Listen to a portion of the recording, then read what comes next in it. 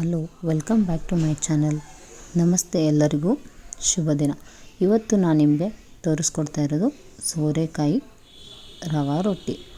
ಎಲ್ಲರಿಗೂ ಚಪಾತಿ ರೊಟ್ಟಿ ತಿಂದು ಬೇಜಾರಾದಾಗ ಮತ್ತು ದಿಢೀರಂತ ನಾಷ್ಟಾಗೆ ಉಪ್ಪಿಟ್ಟು ಅವಲಕ್ಕಿ ಬೇಜಾರಾದಾಗ ಇದನ್ನು ಮಾಡಿ ತೆರೆದಿಟ್ಕೊತಾ ಇದ್ದೀನಿ. ಒಂದು ಹಿಂಗೆ ತುರಿದಿಟ್ಕೊಂಡೇನಿ ರೀ.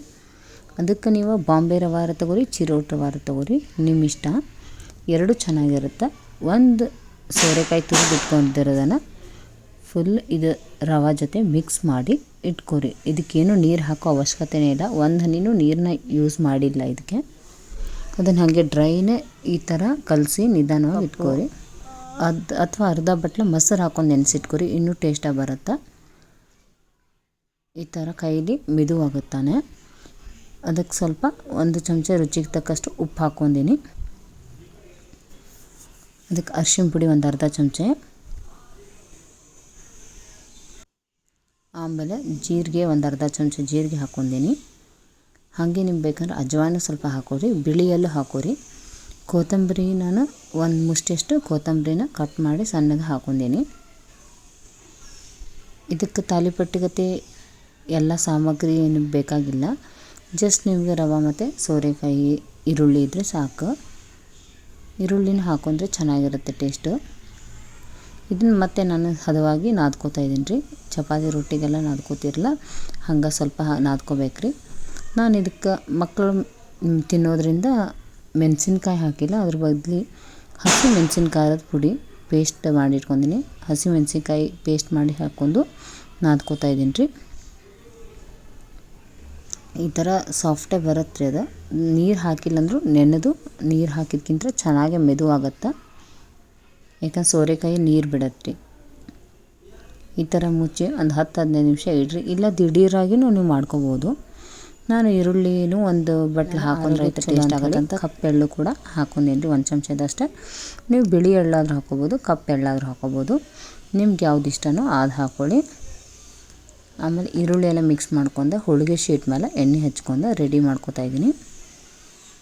ಹಾಗೆ ಎಣ್ಣೆ ಶೀಟ್ ಮೇಲೆ ರೆಡಿ ಮಾಡ್ಕೊಂಡು ತಟ್ಕೋರಿ. ಹಿಂಗೆ ಈ ಥರ ತಾಲಿಪಟ್ಟಿ ಅಕ್ಕಿ ರೊಟ್ಟಿ ಎಲ್ಲ ತಟ್ಕೋತಿರಲ್ಲ ಆ ಥರ ನೀವು ಹಗುರಕ್ಕೆ ತಟ್ಕೋಬೋದು.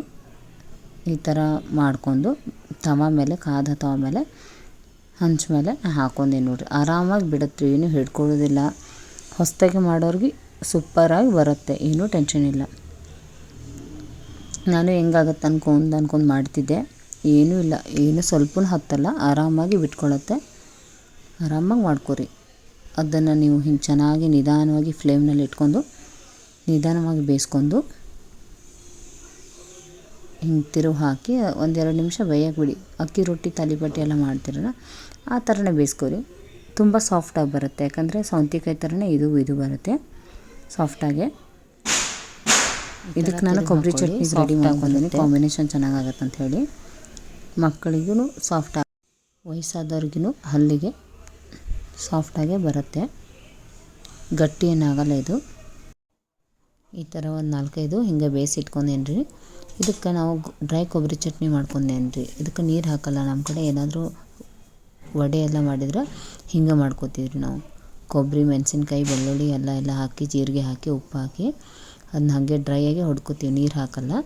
ಇದ್ರ ಜೊತೆಗೆ ಮೊಸರು, ಆ ಚಟ್ನಿ ಇದ್ದರೆ ತುಂಬ ಕಾಂಬಿನೇಷನ್ ಆಗತ್ತೆ ರೀ. ನೋಡ್ರಿ ಎಷ್ಟು ಚೆನ್ನಾಗಿ ಕಾಣ್ತಿದೆ.